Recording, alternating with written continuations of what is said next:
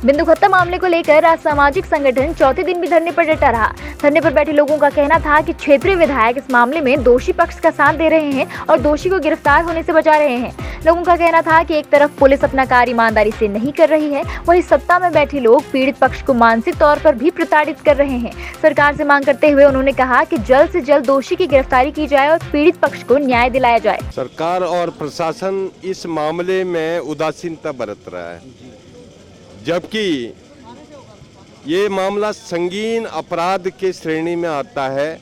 Non available ये मामला है, लेकिन प्रशासन के द्वारा इस पर कोई रुचि नहीं दिखाई दे रही है। इसका मतलब ये है कि प्रशासन भी जो है सामाजिक भेदभाव बनाए रखने का समर्थक है, सामाजिक भेदभाव बनाए रखने का समर्थक है। इस बात से मालूम पड़ता है कि भाई कार्रवाई में हीला हवाली करना, तो इसका मतलब ये है कि वो असमानता को जो है समर्थन देता है और इससे जो है जो अनुसूचित जाति हिंदू समाज है उसका आत्मबल टूट रहा है ना। और इस तरह के अत्याचार आए दिन होते रहे हैं, लेकिन प्रशासन ने अगर चुस्ती बरती होती, उसमें सक्रियता बरती होती, इस तरह के घटनाएं नहीं होती। नगर निगम का पार्षद हूँ। जिस तरीके से मैंने सुना कि ये तुम्हारे बिंदु खत्ता में ऐसा इन्होंने करा है करके, ये इनकी गलत बात है। विधायक जी को वहाँ, वो भी एक जनप्रतिनिधि है, हम भी एक जनप्रतिनिधि हैं। जब विधायक जी जब वोट मांगने के लिए जाते हैं तो क्या वो लोग उनको वोट नहीं देते हैं? तो इनको जो है विधायक जी को इसको संज्ञान में लेना चाहिए और तुरंत इसकी कार्रवाई करनी चाहिए और तुरंत ही उनको गिरफ्तार करना चाहिए। जब वो रिपोर्ट लिख दी गई है, ये जाति वाला मामला है। देखो, उन्होंने अगर गलत करा है तो ये तो पूरी छानबीन के बाद ही पूरा निष्कर्ष निकलता है कि मतलब किसने गलती करी है, किसने क्या करा करके। लेकिन विधायक जी को उनको सपोर्ट नहीं करना चाहिए, ये उनको गिरफ्तार करना चाहिए तुरंत। मैं रामनगर से आया हूँ और हालांकि हमारी पूरी टीम यहाँ मौजूद है। हमारे कुमाऊं प्रभारी श्री हिमांशु गौरव जी, काशीपुर से महानगर अध्यक्ष हमारे अनित मार्कंडे जी और हमारे उधम सिंह जिले से हमारे अमित भारती जी, सब यहाँ हमारे जो जितने भी हमारे संगठन के मुख्य कार्यकर्ता हैं, जो रीढ़ की हड्डी हैं, वो सब पूर्ण रूप से ये समर्थन देने के लिए यहाँ हमारे जो हंस फाउंडेशन जो बिंदु खत्ता का प्रकरण है जिसके लिए यहाँ धरने पर बैठे हैं, उनको हम पूर्ण रूप से समर्थन देने के लिए आए हैं। और इस घटनाक्रम में बहुत ही सरलता से जो पुलिस द्वारा कार्य किया जा रहा है, जो कि संविधान के मापदंडों से भी हटकर है, जो कि संविधान ये कहता है कि जिस धाराओं में मुकदमा पंजीकृत है उस व्यक्ति को पहले गिरफ्तारी है, उसके बाद जांच है। आज जिला महानगर कांग्रेस कमेटी के नेतृत्व में विधायक महेश नेगी की डीएनए जांच कराए जाने की मांग को लेकर राज्य सरकार का पुतला दहन किया गया। पुतला दहन कार्यक्रम के दौरान महानगर अध्यक्ष राहुल छिंवाल ने कहा कि राज्य में आए दिन नेताओं और विधायकों द्वारा महिला उत्पीड़न के मामले सामने आ रहे हैं, इसके बावजूद सरकार मौन है। सरकार के लिए बेहद शर्म की बात है कि एक महिला विधायक की डीएनए जांच के लिए दर दर भटक रही है और महिला सशक्तिकरण की बात करने वाली सरकार इसे इंसाफ नहीं दिला रही। प्रदर्शनकर्ताओं ने कहा कि सरकार को आरोपी विधायक को तुरंत गिरफ्तार कर उनकी डीएनए जांच करवानी चाहिए। क्या कारण था आज पुतला दहन का?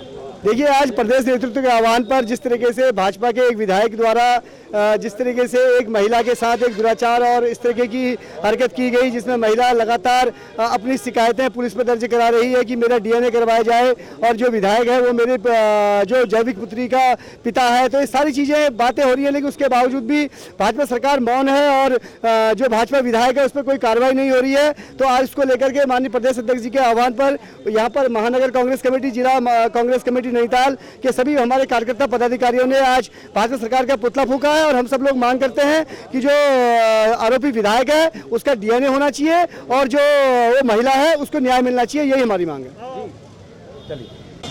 हमारी सबसे पहली मांग ये है कि हमारे काड़दम क्षेत्र में सट्टा चल रहा है बहुत ज़बरदस्त, जिसमें छोटे छोटे बच्चे, युवा पीढ़ी सब सट्टे की चपेट में आ रहे हैं।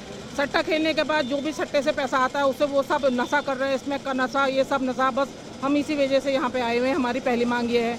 और दूसरी मांग हमारी ये है, जो हम लोग सट्टा या क्षेत्र में जो भी अवैध कार्य होते हैं, जो भी अवैध कार्य में गतिविधियों में लिप्त लोग होते हैं, यदि हम उनकी सूचना किसी भी थाने स्तर से, चौकी स्तर से या प्रशासनिक स्तर से अगर देते हैं तो हम लोगों को जो है उस सूचना को गुप्त रखना चाहिए और इसके अलावा जो लोग सूचना देते हैं उनकी भी सुरक्षा करनी चाहिए।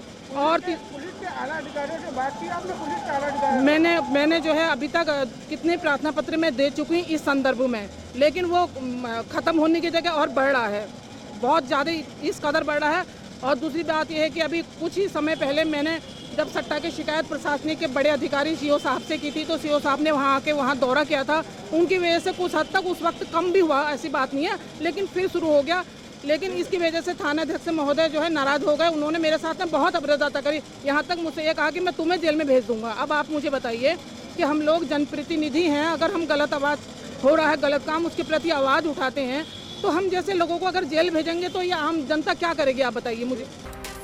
काठगोदाम नई बस्ती क्षेत्र में हो रहे सट्टा और अन्य गैर कानूनी कामों को लेकर सामाजिक कार्यकर्ता बबली वर्मा आज बुद्ध पार्क में धरने पर बैठ गई।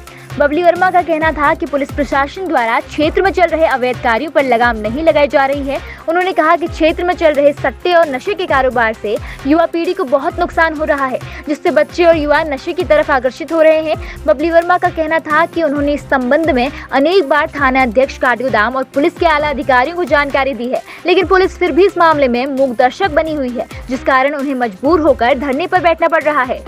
आज हमने जो ये धरना रखा है हॉस्पिटल की दुर्दशा को लेकर के, जैसे सुशीला तिवारी हॉस्पिटल और बेस हॉस्पिटल में किसी भी मरीज को दवाई नहीं मिल पा रही है, जो भी जर्जर व्यवस्था में वहाँ पे हॉस्पिटल पड़ा हुआ है, वो सभी लोग, आप सभी लोग देख रहे हैं।